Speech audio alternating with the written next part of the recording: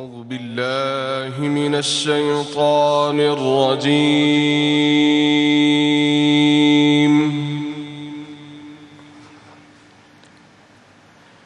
بسم الله الرحمن الرحيم.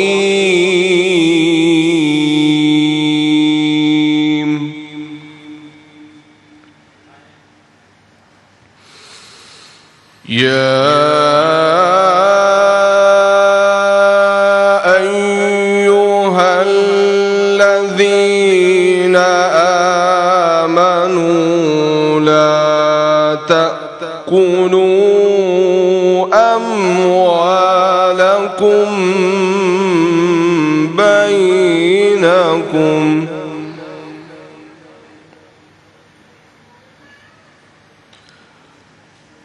بينكم بالباطل إلا أن تكون تجارة عن تراض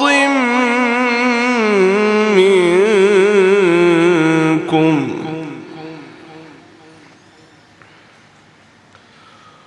ولا تقتلوا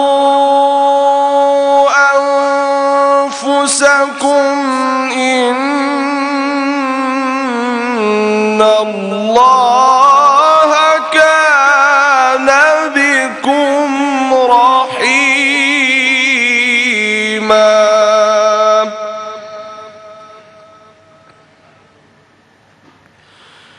بسم الله الرحمن الرحيم.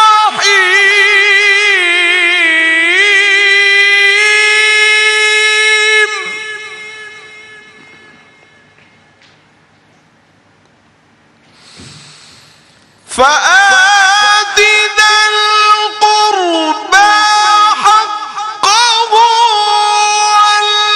والمسكين وابن السبيل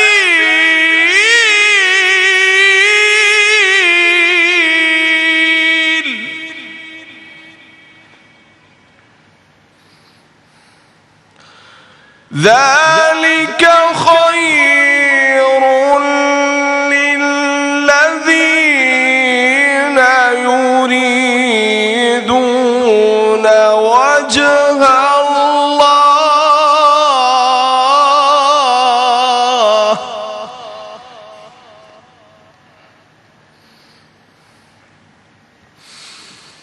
ذلك خير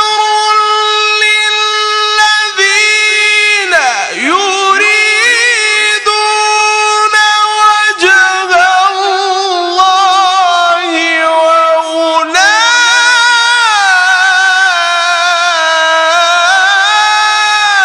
وأولئك هم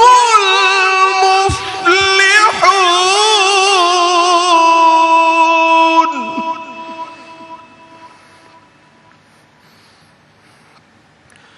ذلك خير للذين يريدون وجه الله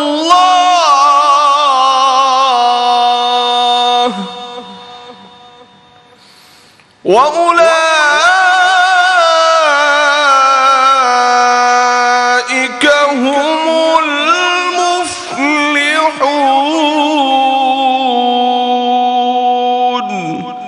صدق الله العلي العظيم.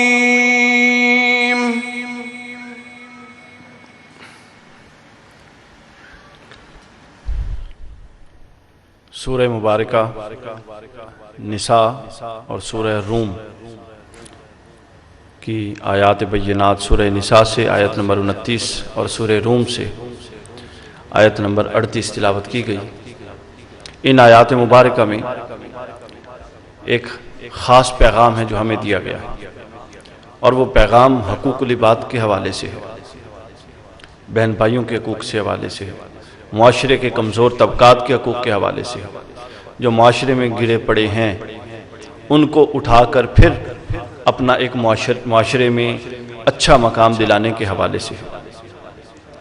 حضور نبی اکرم صلی اللہ علیہ وآلہ وسلم کی خدمت میں ایک بھائی آیا اور اس نے دوسرے بھائی کی شکایت کی، شکوہ یہ پیش کیا، عرض کی کہ یا رسول اللہ صلی اللہ علیہ وآلہ وسلم، معاملہ یہ ہے کہ میں کماتا ہوں اور میرا بھائی نہیں کماتا یا کم کماتا ہے اور بیٹھ کے کھاتا ہے، گویا کہ میری کمائی میں سے وہ بھی کھا رہا ہے۔ یہ شکوہ لے کر وہ حضور کی بارگاہ میں پہنچا، اور یہ جو شکوہ ہے، یہ جو مسئلہ ہے، یہ جو دکھڑا ہے، یہ ہم میں سے کم و بیش ہر ایک کا یہی رونا ہے، صورتیں بدل بدل کے۔ تو سنیں کہ جب یہ پیغام رسول کائنات کی بارگاہ میں پہنچا تو آپ نے کیا جواب دیا۔ آپ نے اس شخص سے جو اپنے بھائی کا شکوہ لایا تھا کہ وہ کم کماتا ہے اور تیرے کمائے ہوئے سے کھا لیتا ہے، اس شخص کو آپ نے فرمایا کہ تو یہ کیوں نہیں سوچتا، ہو سکتا ہے تجھے جو اضافی رزق دیا جا رہا ہے وہ دیا ہی اس لیے جا رہا ہو کہ تو نے کسی تنگ دست بھائی کی مدد کرنی، وہ دیا ہی اس لیے جا رہا ہو۔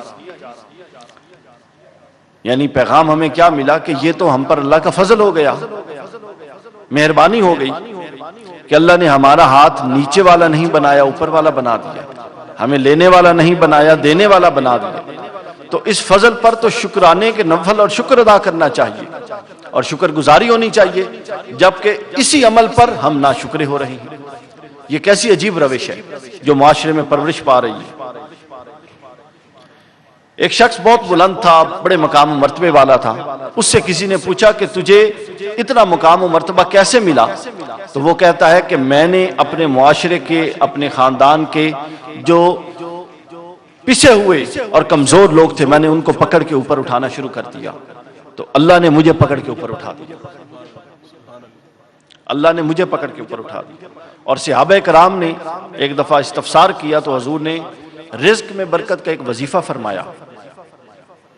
آپ میں سے اکثر لوگ آتے ہیں، علماء سے پوچھتے ہیں کوئی ایسا وظیفہ بتائیں جس سے رزق میں برکت ہو، پوچھتی ہیں کہ نہیں پوچھتی؟ تو وہ سنیں رزق میں برکت کا وظیفہ جو رسول اللہ نے فرمایا۔ آپ نے فرمایا کہ رزق میں برکت اس صورت میں ہوگی کہ رشتوں کو جوڑو، صلہ رحمی کرو۔ پوچھا گیا یا رسول اللہ صلہ رحمی کیا ہے؟ بتایا گیا کہ صلہ رحمی یہ نہیں ہے کہ جو تم سے اچھے طریقے سے پیش آئے تم بھی اس سے اچھے طریقے سے پیش آؤ، یہ تو اس کی اچھائی کا بدلہ ہے۔ صلہ رحمی یہ ہے جو تم سے رشتہ توڑے اس سے بھی جوڑو، جو ایسا کرے گا اس کے رزق میں اللہ برکت دے گا۔ کیسا دین ہے اسلام، حیرت ہوتی ہے۔ روایات میں ہے کہ اگر آپ ایک میت کے ساتھ جو مردہ ہے سہارا بند کے کندھا دے کر چند قدم چلیں تو آپ کے صغیرہ گناہ معاف ہو جاتے ہیں سارے۔ تو سوچنے کی بات یہ ہے سامعین کرام اور ناظرین کہ اگر ہمارا دین ایک مردہ کا سہارا بننے کے لیے چند قدم، 10 منٹ یا اس سے بھی تھوڑا وقت جو ہم کندھا دیتے ہیں اس کا سہارا بننے کے لیے، اس کے بدلے میں ہمیں اتنے بڑے اجر کی نوید سناتا ہے کہ تمہارے سارے صغیرہ گناہ معاف کر دیے گئے، تو سوال پیدا ہوتا ہے کہ اگر ہم زندوں کا سہارا بننا شروع ہو جائے تو ہمیں کچھ نہیں ملے گا۔ مسئلہ یہ ہے کہ ہم زندوں کا سہارا نہیں بنتے، اور جب وہی زندہ دنیا سے چلے جاتے ہیں تو پھر ہم ان کا دکھ بھی کرتے ہیں، افسوس بھی کرتے ہیں اور ان کا سہارا بھی بننا چاہتے ہیں، لیکن اس وقت وہ ایک حسرت اور یاس ہوتی ہے۔ تو اللہ تعالیٰ سے دعا ہے کہ ہمیں اپنے زندوں کا سہارا بننے کی توفیق عطا فرمائے۔ سرے میں ہے فی الکرم اتنا میرے سرکار ہو جائے،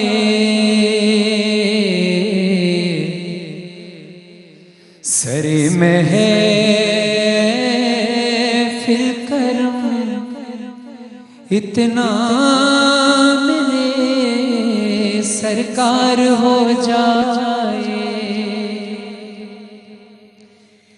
سرے میں فل کرو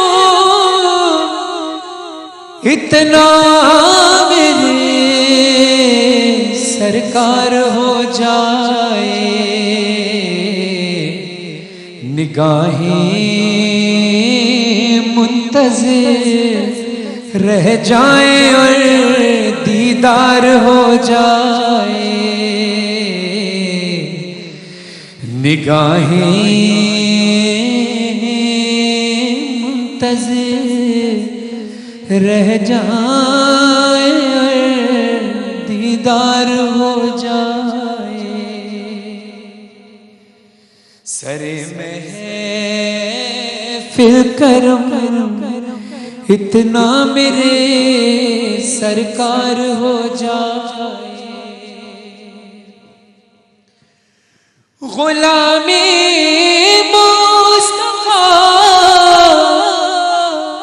بن کر میں بک جاؤں مدینے میں، غلامی مصطفیٰ بن کر میں بک جاؤں مدینے میں، محمد نام پر سودا سرے بازار ہو جائے، محمد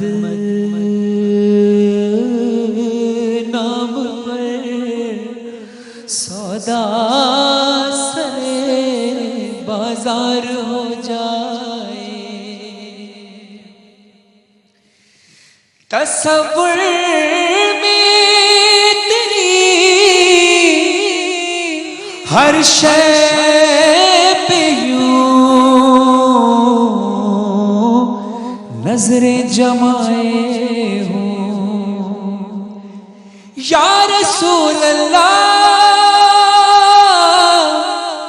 تصور میں تیری ہر شے پہ